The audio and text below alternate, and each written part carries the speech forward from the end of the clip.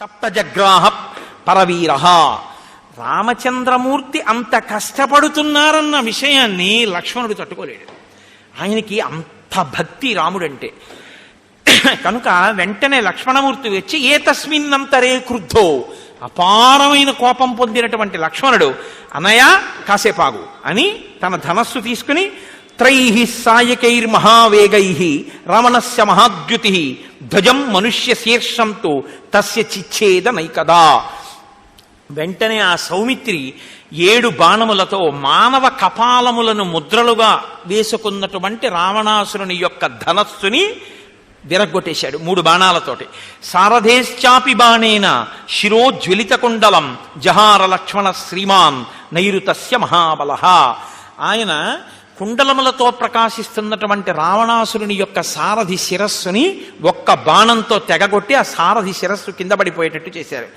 తస్య బాణైశ్చ చిచ్ఛేద ధనుర్గజ కరోపమం లక్ష్మణో రాక్షసేంద్రస్య పంచభిర్నిశితై శరైః. 5 బాణములతో ఆ చేతిలో ఆ రావణుడు పట్టుకున్నటువంటి ఏనుగు తొండం లాంటి ధనస్సుని పడగొట్టారు. మానవుల యొక్క పుర్రెలు ముద్రలు కలిగినటువంటి ధ్వజాన్ని ఆ ముందు వీసినటువంటి బాణములతో 7 బాణములతో మానవ కపాల చిహ్నములు కలిగినటువంటి ఆ పతాకాన్ని పడగొట్టారు. అది ఎంత ప్రీతో చూడండి వాడికి. మానవ కపాల చిహ్నములను వేసుకున్నటువంటి ధ్వజాన్ని పెట్టుకుని రావడం ఏంటండి. కాబట్టి ఎవరి ధ్వజం వాళ్ళ యొక్క హృదయాన్ని చెప్తుంది. అందుకే విరాట పర్వం చెప్తే విరాట పర్వంలో అర్జునుడిని అడుగుతాడు ఉత్తర కుమారుడు, ఎవరెవరు ఏమిటి నాకు చెప్పు అంటాడు. అంటే ఎవరెవరో చెప్పడు. కాంచనమయ వేదిక కనత్కేతనోజ్వల విభ్రమము వాడు కలశజుండు అంటూ ఒక్కొక్కరి యొక్క పతాకాన్ని వర్ణిస్తాడు అర్జునుడు. అదిగో మహానుభావుడు సురనదీ సూనుడేర్పడ చూచుకొనుము అంటూ ఎవరెవరి పతాకం ఎలా ఉంటుందో చెప్తాడు. ఇక్ష్వాకు వంశం వాళ్ళు కోవిదార వృక్షాన్ని పతాకానికి ధ్వజంగా పెట్టుకుంటారు. ఎందుకు వృక్షాన్ని పెట్టుకుంటారంటే కోవిదారము అంటే అమరకోశం వ్యాఖ్యానం చేసింది, భూమి యొక్క పెళ్ళని పెళ్ళగించగలిగినటువంటి చెట్టు, అంత స్థిరమైనటువంటి చెట్టు. ఆ చెట్టు నీడనిస్తుంది. మేము ప్రజలకి నీడనిస్తామని చెప్పడానికి వాళ్ళు అటువంటి చెట్టు పెట్టుకున్నారు. వీడు మానవ కపాలాలు పెట్టుకోవడం ఏమిటి ధ్వజాన్ని? అంటే వాడి బుద్ధి ఎటువంటిదో, ఆ బుద్ధిలో ఉండే వ్యగ్రత ఎటువంటిదో మీకు తెలిసిపోతుంటుంది. చక్కటి పేరు పెడతారు, ఎవరో తాతగారో గురువుగారో ఎవరో ఉంటారో, ఏదో చక్కటి పేరు పెడతారు. పెడితే ఆ పేరుతో పిలుచుకోరు. ఇంట్లో కుక్కలకి పిల్లులకి పెట్టే పేర్లు ఉంటాయి, అలాంటి పేర్లు పెట్టి పిలవడం మొదలు పెడతారు. పీతాంబరధరుడు అని పేరు పెట్టారు. నేను చాలా ఆశ్చర్యపోయాను నిజంగా. ఒకనకొకప్పుడు ఇదేమిట్రా పీతాంబరధరుడు అనేటటువంటి పేరు అసలు పెట్టుకోవడం నేను ఎక్కడా వినలేదు. చాలా గొప్ప పేరు ఎవరు పెట్టారంటే మా తాతగారు పెట్టారండి, ఆయనకి చాలా ఇష్టం శ్రీ మహావిష్ణువు అంటే, అందుకని పీతాంబరధరుడు అని పెడదానరా అన్నారు. అంటే పెట్టామండి అన్నారు. చాలా సంతోషం అండి అన్నారు. వాళ్ళు అలా పిలుస్తారనుకున్నాను నేను. ఒరే పిచ్చికాయ మంచినీళ్ళు పట్టుకొచ్చి ఇవ్వరా ఆయనకి అంది ఆవిడ. నేను తెల్లబోయాను. అదేంటమ్మా మరి పీతాంబరధరుడు అన్నారు కదా మీ అబ్బాయి పేరు అన్నారు. అంత ఎవరు పిలుస్తారండి, అందుకని ఆయన అంటే చారస్తంగా పెట్టామని పిచ్చికాయ అని పిలుస్తా ఉన్నారు. పీతాంబరధరుడు ఎక్కడా, పిచ్చికాయ ఎక్కడా? ఏమైనా అర్థం ఉందా? పోనీ అది కూడా పోనీ ఏదో పవిత్రమే మారేడుకాయో ఏదో అనొచ్చు కదా, అది కాదు. ఇటు అర్థం లేనటువంటిది పిచ్చి వెర్రి ఏమిటది అంటే, మంచి పేరు పెట్టినా దాని యొక్క పవిత్రతని ఉపయోగించుకోలేరు కొందరు. లేకపోతే బున్ని, నన్ని, వెర్రి, పిచ్చి ఆ పేర్లు ఎంత పూర్వం కుక్కల్ని పిలిచేవారు నా చిన్నతనంలో టామీ అని. ఇప్పుడు కుక్కల పేర్లే పిల్లల పేర్లు. ఇప్పుడు పిల్లల్ని అందరూ కాదు, మహాత్ములు ఉన్నారు, నేను అంటలేదు. అలా పిల్లల్ని పిలుచుకోవడం, పిల్లలకి ఏ సంస్కారం వస్తుంది? కుక్క సంస్కారమే వస్తుంది వాడికి. ఎవరైనా వస్తే కలిగిపడుతుండడం అలాంటి లక్షణాలే వస్తాయి. ఆగరా అంటే ఆగడు ఇప్పుడు. కాబట్టి ఇప్పుడు లక్ష్మణమూర్తి ఆ యుద్ధంలో ఆ ధ్వజాన్ని పడగొట్టారు, అశ్వములను పడగొట్టారు, సారథిని పడగొట్టారు. నీలమేఘ నిభాంశ్చాస్య సదశ్వాన్ పర్వతోపమాన్ జఘానాప్లుత్య గదయ రావణస్య విభీషణ. ఆ రథమంతా కూడా భగ్నమైపోయినటువంటి రావణుడు అపారమైనటువంటి క్రుద్ధుడై లక్ష్మణుడి పక్కన నిల్చున్నటువంటి విభీషణుడి మీదకి కోపం వెళ్ళింది. కారణం ఏమిటి?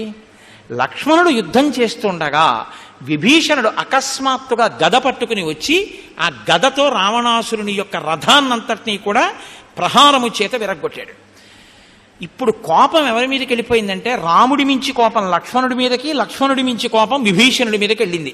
నా తమ్ముడు వయ్యుండి వాళ్లతో చేరి లక్ష్మణుడితో యుద్ధం చేస్తుంటే వచ్చి గదతో కొడతావారా రథాన్నని. వెంటనే పిడుగులు ఎలా పడతాయో అటువంటి ఒక భయంకరమైనటువంటి బల్లెన్ని ఒకదాన్ని చేత్తో పట్టుకున్నాడు. నిప్పులు కక్కుతున్నటువంటి పిడుగు ఎలా ఉంటుందో అలా ఉంది. ఆయన దగ్గర ఉండేటటువంటివి సామాన్యమైనవి కావు. ఆ బల్లాన్ని మధ్యలో పట్టుకుని అపారమైన వేగంతో విభీషణుడి మీదకి విసిరాడు. ఆ బల్లెమే గుచ్చుకుంటే ఇక విభీషణుడు ప్రాణాలతో ఉండడు. ఇది గమనించినటువంటి లక్ష్మణమూర్తి 3 బాణములు తీసుకుని ఆ వస్తున్నటువంటి బల్లెల్ని ముక్కలు చేశారు. ఆ బల్లెము పడిపోయేటప్పటికీ ఎక్కడ లేనటువంటి కోపము వచ్చింది. అప్పుడు రావణాసురుడు యముడు సైతము తాకజాలనటువంటి భయంకరమైన బల్యాన్ని ఇంకో దాన్ని తీసి విభీషణుడి మీదకి విసరడానికి సిద్ధంగా ఉన్నాడు. ఇప్పుడు విభీషణుడికి ప్రాణానికి ఆపద కలుగుతుందేమో, అయోమయ స్థితిలోకి రావణుణ్ణి తీసుకెళ్లాలని పుంఖానుపుంఖలంగా బాణములను లక్ష్మణమూర్తి రావణుడి మీదకి విడిచిపెట్టారు. ఇన్ని బాణములు లక్ష్మణుడు వేస్తుంటే చీకాకు పడినటువంటి ఆ రావణుడు ఆ చేతిలో పట్టుకున్నటువంటి బల్యాన్ని లక్ష్మణమూర్తి గుండెల్ని గురిపెట్టి విసిరాడు. ఆ బల్యం వచ్చి మీద పడిపోతాడు. అది ఇతపూర్వమే ఎందరో మహావీరుల్ని సంహరించినటువంటి బల్యం కాబట్టి దాని యొక్క శక్తి ఇత్యేవ ముక్త్వా తాం శక్తిం అష్టఘంటాం మహాస్వనాం మయేన మాయా విహితాం అమోఘం శత్రుఘాతినీం లక్ష్మణాయ సముద్దిశ్య జ్వలంతీమివ తేజస రావణ పరమకృత్తః చిక్షేపచ ననాదచ. అది 8 గంటలు కట్టబడి ఉంటుంది. అందున ఆ బల్యం మయుడనేటటువంటి దానవుడు తన శక్తి చేత నిర్మించినటువంటి బల్యం. అటువంటి బల్యం ఇత పూర్వం ఎవరి మీద రావణుడు ప్రయోగించాడో వాళ్ళ ప్రాణములు తీయకుండా ఎన్నడూ లేదు. అటువంటి బల్యాన్ని పట్టుకుని పైకెత్తి ఒక మహానాదం చేస్తూ లక్ష్మణమూర్తి మీదకి విసిరాడు. ఆ బల్యం వెడుతున్నప్పుడే రామచంద్రమూర్తి గమనించారు. ఈ బల్యం తప్పకుండా ఎవరి మీద పడుతుందో వాళ్ళ ప్రాణాన్ని తీసేస్తుంది. లక్ష్మణుడి మీదకి విడిచిపెట్టాడని ఆయన పరమధర్మాత్ముడు. ఆయన పట్టుకున్న ధర్మం, ఆయన అనుష్ఠించిన ధర్మం ఆయన నోటి వెంటొచ్చిన మాటని సత్యం చేస్తుంది. కాబట్టి ఆయన అన్నారు, స్వస్యస్సు లక్ష్మణాయేతి మోఘో భవ హతోద్యమా.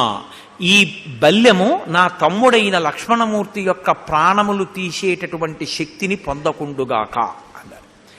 ఇప్పుడు ఆ బాణం లక్ష్మణమూర్తి గుండెల్ని చీల్చుకుంటూ వెళ్ళి భూమిలో గుచ్చుకుపోయింది. అంతే. తతో రావణ వేగేన సుదూరం అవగాఢయ శక్యా నిర్భిన్న హృదయ పపాత భువి లక్ష్మణ.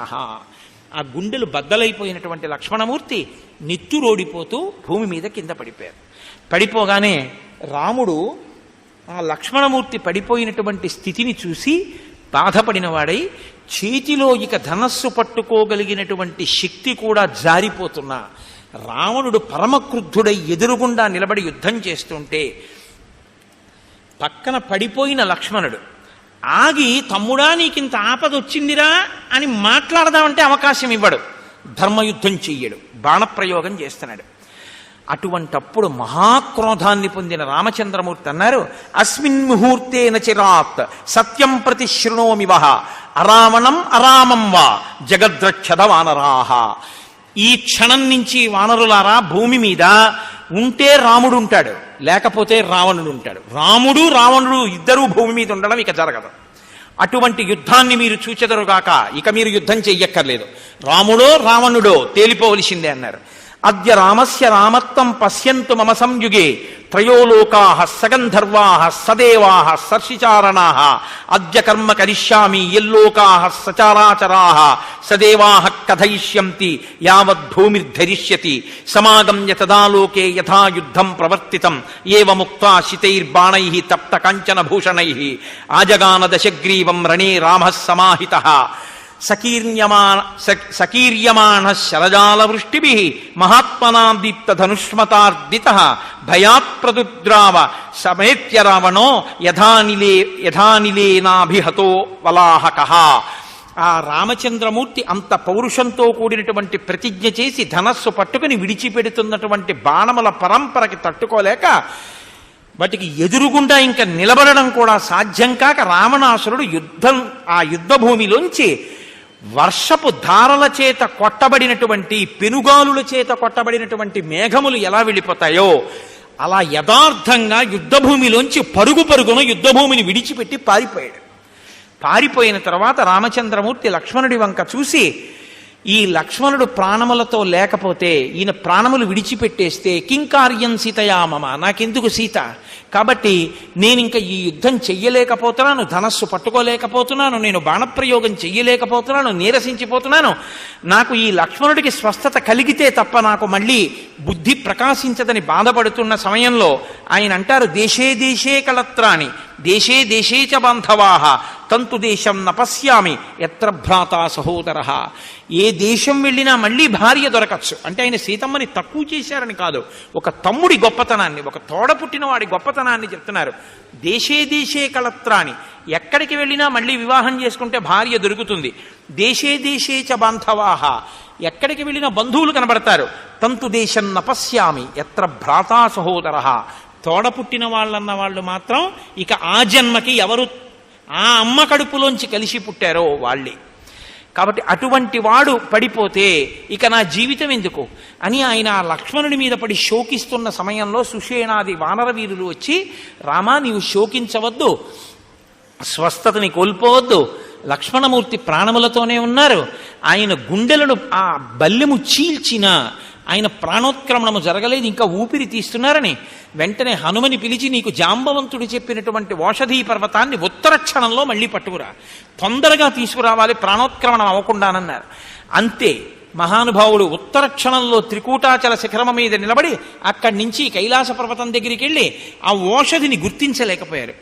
ఓషధి ఎలా ఉంటుంది అని మళ్ళీ సుషేణుణ్ణి అడిగొచ్చే లోపల లక్ష్మణమూర్తి ప్రాణములకు ప్రమాదము కలుగుతుందని వెంటనే ఆ ఓషధీ పర్వతాన్ని తీసుకుని ఎగిరి లంకాపట్టణానికి వచ్చి లక్ష్మణమూర్తికి ఆ సుషేణుడు మృత సంజీవని అనబడేటటువంటి ఓషధిని తీసుకెళ్లి వాసన చూపించగానే ఆ విశల్యకరణి, సంధానకరణి, సావర్ణకరణి ఆ ఓషధుల్ని ఉపయోగించగానే లక్ష్మణమూర్తి మళ్ళీ పూర్ణమైనటువంటి ఆరోగ్యంతో, గాయం మానిపోయి పూర్తి స్వస్థతతో లేచి కూర్చున్నారు. రామచంద్రమూర్తి సంతోషించారు. వెంటనే ఆ తీసుకొచ్చినటువంటి ఆ పర్వత శిఖరాన్ని, ఆ ఓషధీ పర్వతాన్ని తీసుకెళ్లి మళ్ళీ ఉత్తర దిక్కున ఉన్నటువంటి కైలాస పర్వతం పక్కన పెట్టేశారు. అక్కడ ఉన్నటువంటి వానరులందరూ ఆశ్చర్యపోయారు. విస్మితాస్తు బభూవుస్తే రణే వానరాక్షసాః దృష్ట్వా హనుమత కర్మ సురైరపి సుదుష్కరం.